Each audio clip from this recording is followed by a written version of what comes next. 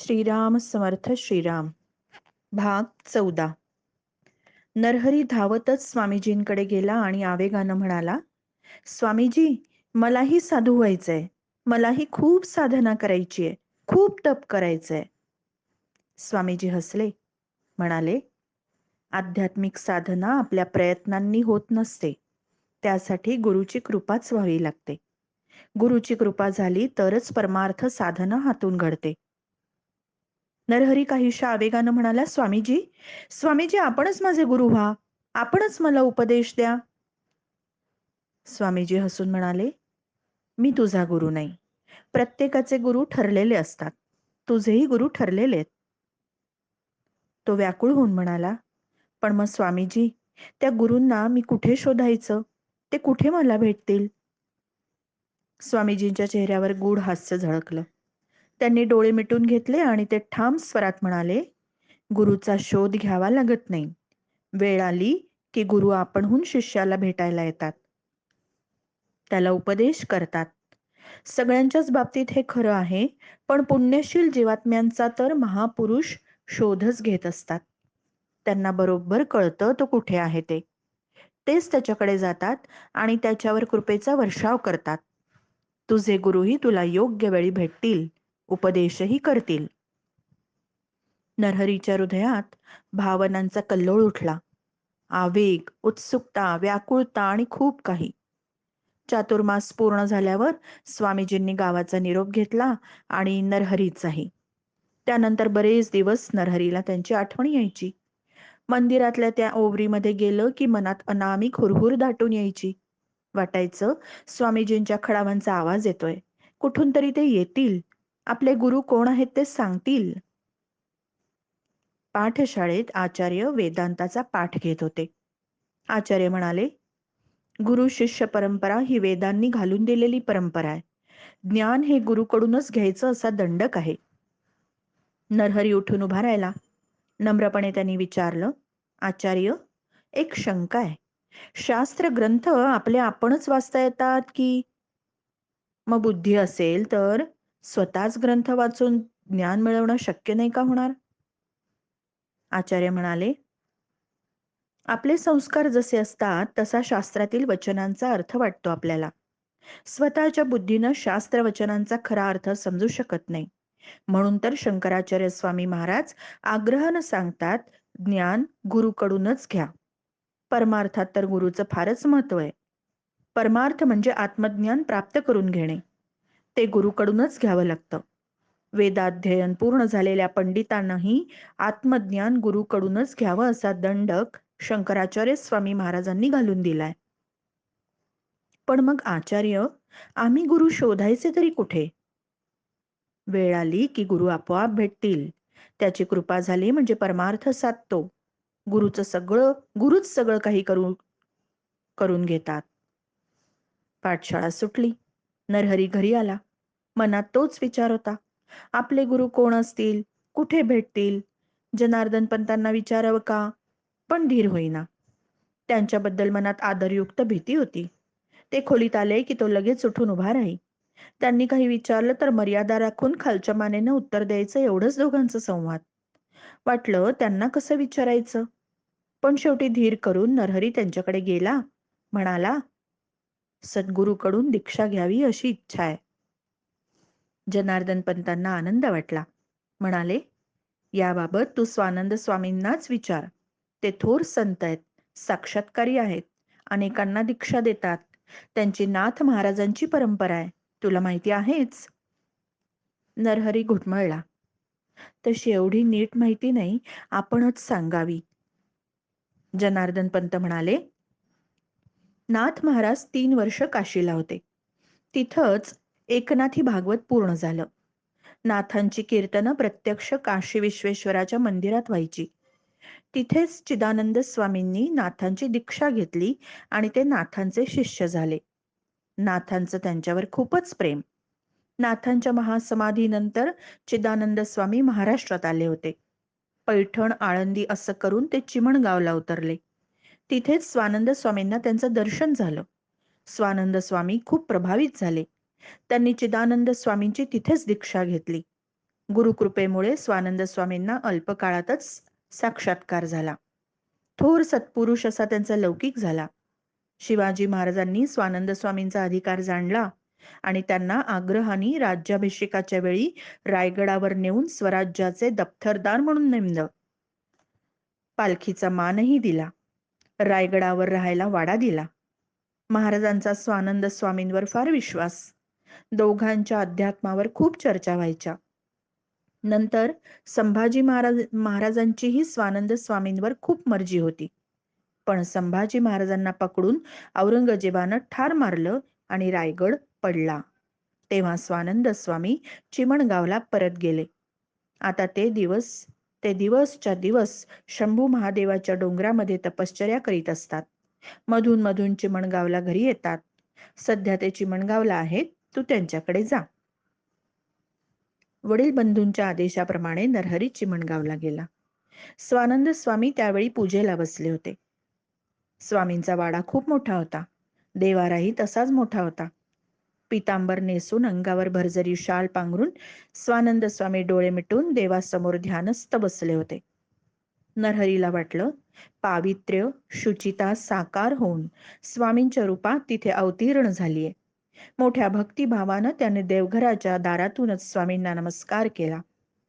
देवपूजा आटोपून स्वानंद स्वामी बाहेर आले. नरहरीनं त्यांना साष्टांग नमस्कार घातला. तो नमस्कार केवळ एका वडीलधाऱ्या कुटुंबियाला घातलेला नमस्कार नव्हता. एका थोर सत्पुरुषाला श्रद्धावंत भक्तानं केलेला तो नमस्कार होता. कुशल मंगल बोलणं झालं. नरहरी म्हणाला, सद्गुरूंकडून दीक्षा घ्यावी, मंत्र घ्यावा आणि त्याप्रमाणे साधना करावी असं उत्कटतेनं वाटतंय. आपल्याकडनं गुरुमंत्र मिळावा अशी प्रार्थना आहे. स्वानंद स्वामींच्या चेहऱ्यावर गांभीर्य, तेज झळकू लागलं. काहीशा भावावस्थेत म्हणाले, मंत्र दीक्षा घ्यायची इच्छा झालीये हे फार चांगलंय. सद्गुरूंची कृपा झाल्याशिवाय परमार्थ साधना घडत नाही हे खरंच आहे. पण तुझा गुरु मी नाही. स्वानंद स्वामींचे हे उद्गार ऐकून नरहरी अत्यंत व्याकुळ झाला, भावविभल झाला. म्हणाला, आपण साक्षात्कारी संत आहात, त्रिकालदर्शी आहात असं सर्वजण सांगतात. या दीन बालकावर आपण दया करावी. माझे सद्गुरू कोण आहेत ते मला केव्हा भेटतील हे आपण मला सांगावं. प्रार्थना करतो. स्वामी काहीच बोलले नाहीत. ते तसेच स्तब्ध उभे राहिले. नरहरीच्या डोळ्यातून अश्रुधारा वाहू लागल्या. गदगदून म्हणाला, स्वामी, माझे गुरु कोण आहेत आपल्याला निश्चितपणे ज्ञात आहे. या अज्ञान बालकावर दया व्हावी, आपण मला ते सांगावं. नरहरीची ती व्याकुळ अवस्था पाहून स्वानंद स्वामींना मोठाच संतोष वाटला. ते म्हणाले, सद्गुरू भेटावेत म्हणून एवढा व्याकुळ झालायस? सद्गुरूंच्या भेटीसाठी व्याकुळ होऊन डोळ्यात अश्रू आले म्हणजे मन शुद्ध होतं. सद्गुरूंचं दर्शन घेण्याची पात्रता निर्माण होते. काही दिवस इथे राहा. प्राणायाम, योग साधना कर, मौन पाळ, एकांतात राहून भागवताचं वाचन कर, चिंतन मननात राहा. भगवान श्रीकृष्णांनी सज्जनांच्या रक्षणासाठी, धर्मसंस्थापनेसाठी पुन्हा पुन्हा अवतार घेण्याचं आश्वासन दिलंय. भगवान श्रीकृष्णांच्या संस्थापनाच्या कार्याचाच भागवत धर्म एक भाग आहे. भगवान श्रीकृष्णच तुझे गुरु आहेत. एका मानवी रूपातून तुला जे योग्य वेळी दीक्षा देतील ते उपदेशही देतील. नरहरीला वाटलं, स्वानंद स्वामींचे ते शब्द कुठून तरी वरच्या अवकाशातून आलेत. स्वानंद स्वामींचा तो घनगंभीर आवाज त्यांच्या कानामध्ये घुमत राहिला. नरहरी एका वेगळ्याच भावविश्वामध्ये बुडून गेला. नरहरी माडीवरच्या खोलीत गेला. दुसऱ्या दिवसापासून त्यांनी भागवताचं वाचन आणि चिंतन मनन सुरू केलं. पहाटे उठायचं, देहशुद्धी करायची, माडीवर परतायचं. स्वामींनी दिलेलं मृगाजीन अंथरायचं, उत्तरेकडे मुख करायचं, आसन घालून बसायचं. दीर्घ श्वसन करून छाती ताज्या प्राणवायूने भरून घ्यायची. अवघ्या शरीरातील रंध्रांना मूलबंध द्यायचा. नेत्र नासिकाग्रावर स्थिर करायचे. उच्छ्वासाची गती मंद ठेवायची आणि भगवान श्रीकृष्णांची प्रतिमा डोळ्यांनी निरखत राहायचं. हळूहळू श्वासोश्वासाच्या लयीतलं अंतर वाढत न्यायचं. योग साधनेच्या शिकवलेल्या प्रक्रिया करत राहायचं. दिवस रात्र भगवंताचं चिंतन, भागवताचं मनन. नरहरीला वाटलं, आपल्याला जीवनाचा नवा अर्थ उमगतोय. गोपाल कृष्णांच्या लीला संकीर्तनातच किती दिवस गेले याचं नरहरीला भानही राहिलं नाही. एक दिवस संध्याकाळचं आन्निक वगैरे उरकून भोजन करून नरहरी अंथरुणावर पडला. मन त्या चिंतनातच असताना केव्हा तरी त्याला झोप लागली आणि एक विलक्षण स्वप्न पडलं. स्वप्नात त्यांनी पाहिलं, एका मोठ्या वाड्याच्या दारामध्ये तो उभा होता. संध्याकाळची वेळ. अंगणातल्या झाडावर अस्ताला जाणाऱ्या सूर्याचे कोवळे सूर्यकिरण पडले होते.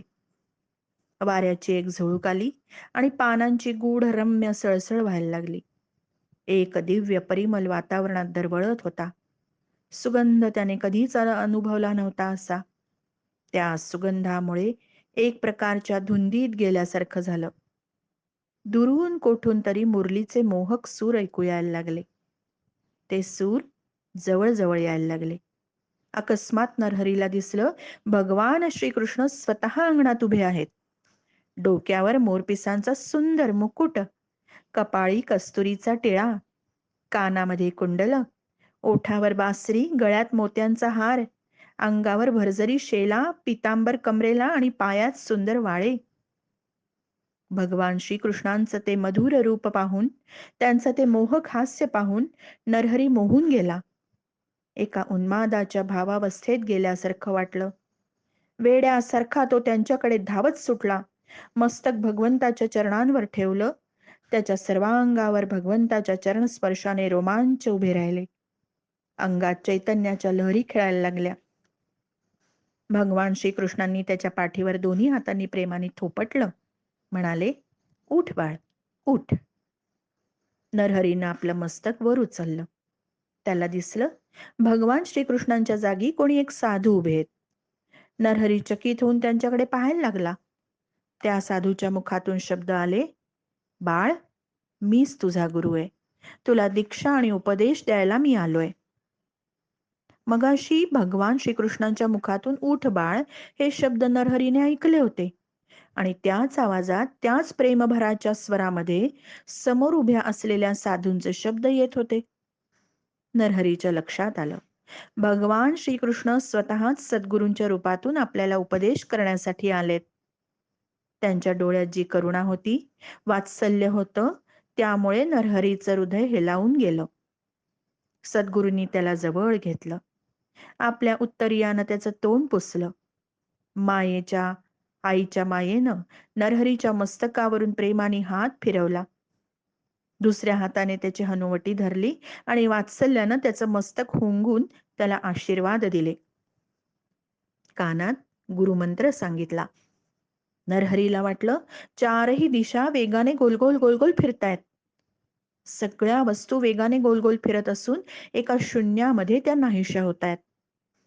सद्गुरूंच्या त्या मंत्रवाक्यानं महाशून्यासारखं साऱ्या ब्रह्मांडाला गिळून टाकलंय. उरला केवळ दिव्य दिव्य आनंद, निखळ आनंद. नरहरी जागा झाला तरी सुद्धा तो आनंद जाणवत होता. सद्गुरूंच्या हातांचा स्पर्श पाठीवर, हनुवटीवर, मस्तकावरही जाणवत होता. सद्गुरूंचं स्वप्नात दर्शन झालं होतं. पण सद्गुरूंचं नाव, गाव, राहण्याचं ठिकाण काहीच माहीत नव्हतं. पावलांचा आवाज आला म्हणून नरहरीनं समोर पाहिलं. स्वानंद स्वामी येत होते. नरहरी लगबगीने उठला. त्यांच्या पायावर त्यानं मस्तक ठेवलं. पहाटे पाहिलेलं स्वप्न निवेदन केलं. स्वामींच्या चेहऱ्यावर एक गूढ हास्य तरळत होतं. नरहरीला वाटलं, स्वामींना सर्व काही अगोदरच ज्ञात आहे. नरहरीने विचारलं, स्वामी, या स्वप्नाचा अर्थ काय? म्हणाले, आपली इतर स्वप्न निरर्थक असतात.